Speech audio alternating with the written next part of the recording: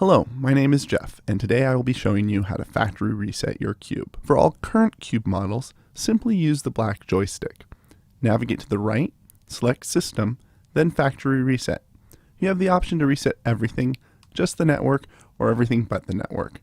Make your selection and confirm. For previous cube models, after booting up, hold down the Go Live button. After 15 seconds, you will see the upper right LED cycling. You would now release to reset just the network. For a full reboot, continue holding until the bottom left and top right LEDs begin flashing all three colors, then release. You can also factory reset your cube wirelessly using a computer with Wi-Fi access. Connect to your cube's network. Log into your cube.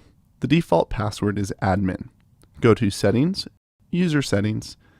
You can choose to preserve your network settings or uncheck the box to perform a full factory reset. If your cube does not respond even after attempting a factory reset and you're not able to access diagnostics, please see our Cube Recovery Mode tutorial.